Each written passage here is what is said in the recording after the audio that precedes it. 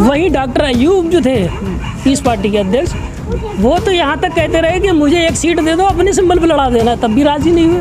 मान लीजिए अभी पिछली सरकार थी सपा की 12 में, उसमें सरकार में अगर हमारी 6 सीटें होती, 206 में सरकार बनी हुई थी जहाँ तक मुझे अनुमान है, तो वो 6 सीटें अगर हमारी मजलिस की होती तो हम दबाव बना सकते थे। जो 18% आरक्षण का उन्होंने वादा किया था मुसलमानों से, बेगुनाह जो कब जेलों में बंद हैं, कैद हैं, उनको रिहा करने का वादा किया था। सच्चर कमेटी को लागू करने का जो वादा किया था, रंगनाथ मिश्रा कमेटी के जो उन्होंने वो थे उसको अमल करने का वादा किया था। अगर ये 6 सीटें हमारी होती तो हम जब चाहते समर्थन लेते और सरकार गिर जाती। तो जितनी सरकार 200 सीटों में अगर सपा की होती तो 6 सीटों पर हमारी होती। तो ये ऐसा है, सभी पार्टी ने मुसलमानों को गुमराह करने के लिए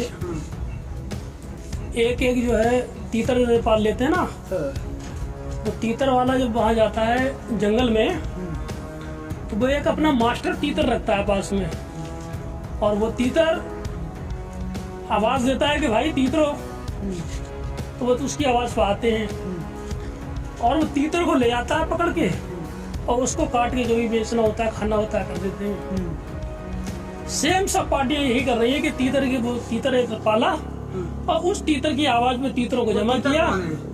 वही अबू आसिम आजमी है, आजम खां है, आपके नसीरुद्दीन सिद्दीकी थे, आप पार्टी में ताहिर हुसैन थे, यही लोग तीतर का काम कर रहे हैं। अगर जो है क्या मुसलमान जो है और पार्टी में नहीं रह सकता, क्या ओवैसी के साथ ही रहे? नहीं, जब हमें उस पार्टियां अगर हमारा हक नहीं दे रही है, अगर हम अपनी लीडरशिप, अपनी क़यादत अगर हम खुद करते हैं, आप चले जाइए, दलित की अपनी एक लीडरशिप है और यादव की अपनी है, पंडित ठाकुर बनी अपनी अपनी एक लीडरशिप बचाए हुए हैं। आप बिहार में ले लीजिए, साहनी साहब अपनी, मांझी साहब अपनी लिए हुए, सुहेलदेव पार्टी बनाकर, राजभर साहब जो है वो अपनी एक लीडरशिप मतलब अपनी उसकी बनाए हुए हैं।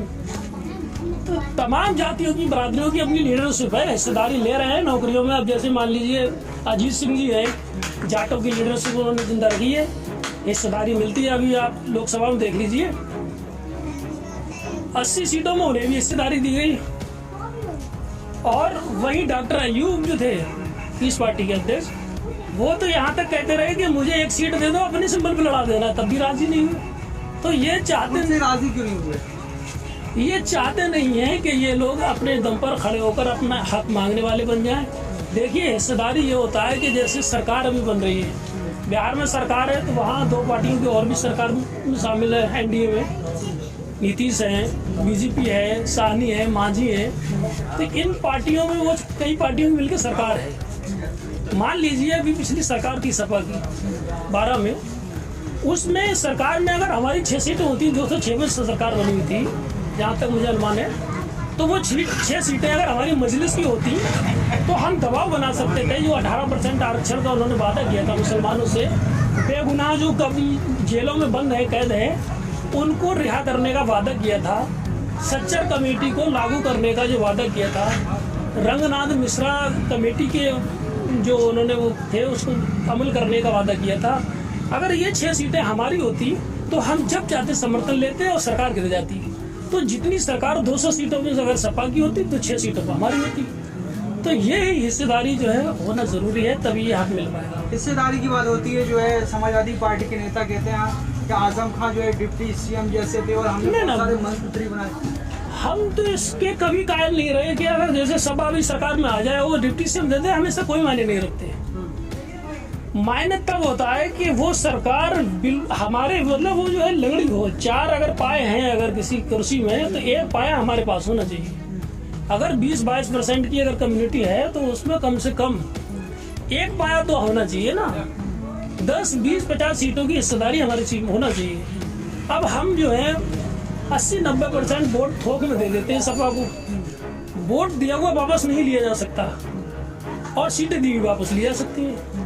हमारी बातों पर अगर सपा खरी नहीं उतरती है और हम समर्थन दे के सरकार बनाए हुए हैं तो हम अपनी सीटें वापस ले लेंगे, सरकार गिर जाएगी। और ये लोग नहीं चाहेंगे कि सरकार गिरे और वो इनसे जो है इनका नुकसान हो। तो ये हमें 18% क्या 20% तक बहुत सारे मुस्लिम लीडर का ये कहना है कि हमें जो मुस्लिम लीडरशिप की जरूरत है नहीं, पहले से ही लीडरशिप है समाजवादी पार्टी। ना ये लीडरशिप नहीं, ये तो वो है कि जैसे अभी सपा हारी तो उन्होंने कहा कि मुसलमान बसपा में चले गए तो इसलिए हार गए। बसपा कह रही है कि मुसलमान जो है वो सपा को नहीं छोड़ते हैं इसलिए वो हम हार गए। तो ये नहीं चलेगा, हमारा वोट एक जगह जमा होगा और हम जैसे इन्होंने सबको अपने यादव लिए और थोड़े बहुत और लोगों को दावत दी उनको लिया, इसी तरीके से मजलिस जो है मुस्लिम प्लस और सबको हिस्सेदारी लेके, जैसे राजभर साहब हैं और पार्टियों को दावत दी हुई है और कृष्णा पटेल जी हैं अपना दल की, वो भी इसमें है। तो तमाम दल कहा जाता है जैसे मुरादाबाद और संभल में रैली हुई, कहा जाता है कि सुनने और देखने ओवैसी को बहुत आते हैं मगर वोट में कन्वर्ट नहीं कन्वर्ट होंगे। हुआ क्या था 2017 में जो इलेक्शन लड़े थे तो बाकायदा एक संगठन यहाँ नहीं था, वो एक हवाई इलेक्शन था, मतलब जमीन तैयार करना थी क्योंकि ओवैसी साहब को यहाँ घुसने नहीं दिया गया था, कोई खास प्रोग्राम नहीं करने दिया गया था।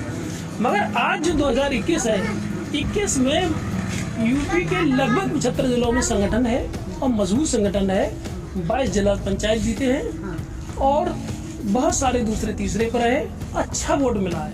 तो हम कह सकते हैं कि अब जो है नतीजे चौंकाने वाले हैं। जैसे फिरोजाबाद में मेयर का चुनाव लड़ा था, 56,000 वोट मिला। संभल की सीटों में विधानसभा सीट लड़े थे, 60,000 वोट मिला, सेकंड पोजीशन में। वो तो शफीकुर रहमान वर्ग के नाम पे मिला था। ठीक है, हमारे पास आज भी ऐसे चेहरे मतलब जो है आवेदन कर रहे हैं, लोग ऐसे आ रहे हैं, दोनों चाहिए होता है। एक अच्छी पार्टी अगर कैंडिडेट खराब दे देती है तो वो नहीं जीतने की पोजीशन बनता है, और एक पार्टी का भी थोड़ा जनाधार हो, थोड़ा कैंडिडेट ठीक ठाक हो, सीट निकल जाए। अच्छा, आरोप लगता है कि जो है 100 सीटों पर यहाँ पर लड़ रहे हैं मगर वहाँ जो है 7 सीटों पर लड़ते हैं तेलंगाना में। जी देखिए, पार्टी की अपनी थिंकिंग है, अपना एक विचारधारा है, अपनी एक सोच है, एक फिक्र है।